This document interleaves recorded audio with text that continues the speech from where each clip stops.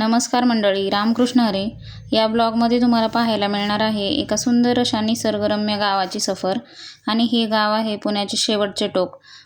तर पुण्याच्या हद्दीमधील हे शेवटचं गाव आहे आणि तुम्हाला मी दाखवणार आहे. या गावाच्या पुढेच लगेच कोकण सुरू होतो. तर अशा सुंदर आणि निसर्ग सौंदर्याने नटलेले गाव बघण्यासाठी व्हिडिओला पूर्ण बघा आणि चॅनलला सबस्क्राईब नक्की करा. तर हे सुरुवातीलाच आपण पाहत आहोत ते धरण आहे खडकवासल्याचं. खडकवासला धरण हे अगदी निसर्ग सौंदर्याने नटलेलंच आहे. पूर्ण पुणेकरांसाठी पिण्याचा स्रोत म्हटलं तर हे खडकवासला धरण आहे. पुणे ते पानशेतमध्ये अनेक गावं येतात, परंतु मी म्हणजे मध्ये शूट घेतलेला आहे, त्याच्यामुळे पुणे ते पानशेतमधला शूट नाही घेतलेलं. तर पानशेतच्या पुढचंच निसर्गरम्य वातावरण आणि पानशेतच्या पुढच्या गावांचा मी म्हणजे निसर्ग पूर्ण कॅमेऱ्यात टिपलेला आहे.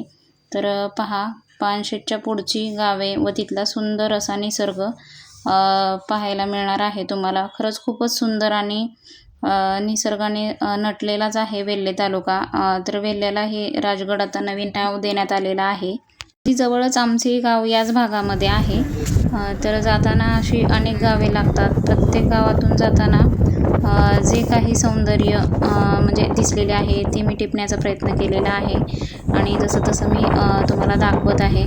तर खूपच सुंदर अशी मंदिरं आणि हिरवागार निसर्ग, पानशेत धरणाचा नजारा पाहून तर मन अगदी प्रसन्नच होते. तर मध्ये काही रिसॉर्ट लागलेले आहेत. काही कामानिमित्तच म्हणजे माझे मिस्टर दापसरे या गावात निघाले होते.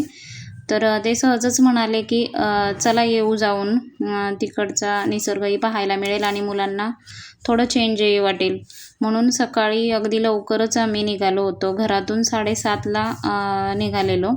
तर सकाळच्या फ्रेश वातावरणामध्ये प्रवास करणं एवढं सुंदर वाटतं. तर ही कमान लागलेली आहे घोडखल या गावाची. तर बघा किती सुंदर असा निसर्ग आहे. गायी वगैरे दिसत आहेत. मध्येच रिसॉर्ट आहेत लोकांचे, काही बंगले वगैरे आहेत इकडनं. आणि त्याच्याच पुढे अजून टेकपोळे आणि खानू या गावांचाही बोर्ड लागलेला आहे. तर इथला निसर्ग तर अगदी डोळ्यांना दिपवणाराच आहे. इथेच अजून एक मंदिरसुद्धा दिसत आहे. ते मंदिर कशाचं आहे ते माहीत नाही, कारण आम्ही थांबलेलो नव्हतो तिथे. तर डोंगर तर जणू हिरवागार शालू घालूनच नटलेले आहेत. आपण म्हणजे त्यांचा सुंदर निसर्गरम्य असा देखावा पाहण्यासाठी. आणि तिथून पुढे जात असताना आम्हाला या सुंदर अशा शेळ्या दिसलेल्या आहेत. गावातीलच असतील. एक मुलगी होती म्हणजे शेळ्यांच्या पाठीमागे. मुलं पाहून तर खूपच म्हणजे खुश झाली. पुढेच एक सुंदर असा ओढा लागलेला आहे आणि त्या ओढ्याचं पाणी तर असं निखळ सुंदर असं वाहत आहे. पाहतच राहावं असं वाटलेलं, पण जास्त वेळ नव्हता आमच्याकडे. मग आम्ही पोहोचलो त्या गावामध्ये, ज्या गावामध्ये आम्हाला जायचं होतं, दापसरे या गावामध्ये. तर हे आहे दापसरे गाव आणि ही आहे दापसरे गावातील जिल्हा परिषदची शाळा इथेच आहे. तर गावाकडचं वातावरण इतकं सुंदर असं छान. सकाळी 8:30-9च्या दरम्यान आम्ही तिथे पोहोचलो होतो, 9ला. तर सगळ्या म्हणजे गावामध्ये जास्त लोक अशी नाहीच आहेत. सगळे असे वयस्कर म्हातारी लोकच आहेत गावामध्ये. तर जास्त कोणी म्हणजे भेटलेलं नाही. आणि ज्यांच्या घरी आम्ही थांबलेलो तर त्या आजी पण इथे बसलेल्या होत्या. इथे 2-4 आजी येऊन आपल्या गप्पा मारत होत्या, उन्हाला बसलेल्या त्या. अगदी सकाळचं निरागस असं ऊन घेत होत्या आणि आमच्याशी त्यांनी गप्पा मारल्या. तर निरनिराळी फुलं इथे दिसत आहेत. आणि ज्यांच्या घरी आम्ही थांबलेलो त्यांच्या घरी आम्ही चहाला गेलेलो. तर चहा वगैरे घेतला तिथे. आणि मुलं तर त्या आजींच्या कोंबड्या बघण्यातच म्हणजे खूप खुश झालेली. आणि त्या कोंबड्यांची पिल्लांना त्या आजींनी खायला घातलेले दाणे. तर पोरं पण मागत होती की आजी द्या, आम्ही घालतो तुमच्या कोंबड्यांना दाणे. त्या आजींनी गप्पा वगैरे मारल्या आणि आमचा चहा वगैरे झाला ना. आम्ही मुलं वगैरे आम्ही जरा उन्हात फेरफटका मारण्यासाठी बाहेर आलेलो. तर गावामध्ये खरंच फार अशी लोक खूप आता कमी झालेली आहेत. तर ही बघा सरपण म्हणतात आमच्याकडे, फाटी भरून ठेवलेली आहेत. फाटी सरपण म्हणजे चुलीला जळण, त्यालाच आमच्याकडे सरपण फाटी असं म्हणजे म्हणतात. तुमच्याकडे काय म्हणतात कमेंट करून नक्की सांगा.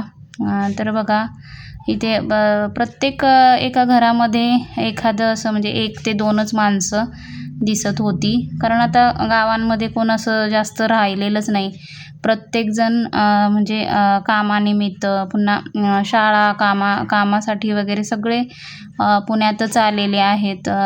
शक्यतो आता गावाकडे असं म्हणजे जास्त तरुण पिढी तर खरंच म्हणजे फार कमीच आहे, की नाही म्हटलं तरी चालेल. कारण आता गावी जास्त म्हणजे गावी उपजीविकेसाठी म्हणजे काही कामधंदे असे वगैरे नाहीच आहेत. त्याच्यामुळे गावी जास्त करून आता सध्या तरी फक्त म्हातारी माणसंच दिसत आहेत.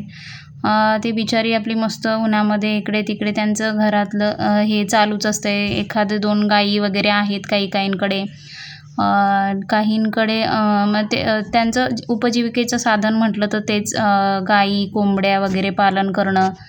तर याच्यामध्येच ते सुखी आहेत. पण खरंच ते गावी आहेत म्हणून तरी आपल्यासारखे म्हणजे गावाला जाण्यात रस आहे. एकदा का ही पिढी संपली तर खरंच म्हणजे गावाला जाण्यातसुद्धा माणसाला खूप असं वेगळीच एक म्हणजे फिलिंगच बॅड येते, की गावी घरात म्हणजे घरच बंद आहे आणि मग आपण जायचं. आपला एखादा तरी माणूस असेल तर खरं गावाला जावं वाटतं. तर त्या आजी छान गप्पा मारत बसलेल्या आमच्याबरोबर. त्यांची मुलं पुण्यामध्ये आहेत, त्यांची म्हणजे मुलगी पण पुण्यातच आहे. त्या सांगत होत्या. तर छान गप्पा मारल्या. त्यांचा स्वभाव अगदी खूप सुंदर असा होता. तर त्या म्हणजे त्या दुसऱ्या आजी बसलेल्या आहेत, ते त्यांची बहीणच आहे वाटतं. तर ह्या कोकणातल्या आहेत. त्या सांगत होत्या आमचं माहेर कोकणातच, इथून पुढे कोकण लागतं वगैरे असं बोलत होत्या. छान गप्पा वगैरे मारल्या. तर बाहेर हे मध्ये जे काही फुलं दिसत होते, ही पिवळी फुलं जी दिसत होती ना, ती सुनकीची फुलं आहेत. आमच्याकडे सुनकीची फुलं म्हणतात. तुमच्याकडे काय म्हणत असतील तर प्लीज सांगा कमेंट करून. आणि तिथलं मिस्टरांचं काम झालं आणि आम्ही निघालो पुन्हा पुण्याला रिटर्न. तर आम्ही घरातून सकाळी डबे वगैरे घेऊन आलेलो, त्याच्यामुळे मस्त रिटर्न येताना जेमतेम 1 वाजले असेल. आम्ही एका झाडाखाली, आणि भाताचं वावर आहे म्हणजे तिथल्याच गावातील एका कुठल्या शेतकऱ्याचं असेल. तर तिथे आंब्याचं झाड एवढं सुंदर होतं. तर तिथे बसलो आम्ही आणि मस्त जेवण वगैरे केलं. तर काही फोटोशूट वगैरे केले आणि मस्त झाडाखाली जेवण झालं. घरातूनच डबे वगैरे आणलेली, पानशेतमधून भेळ वगैरे घेतलेली. तर छान असं जेवण केलं आणि पुन्हा रिटर्न निघालो. तर रिटर्न निघतेवेळी वातावरण तर अगदी शांत असं सुंदर होतं. आणि खरंच गावाकडे जाण्याची एक वेगळीच मजा असते. सकाळी लवकर उठून आलो, इतकं फ्रेश वाटत होतं त्या दिवशी. तर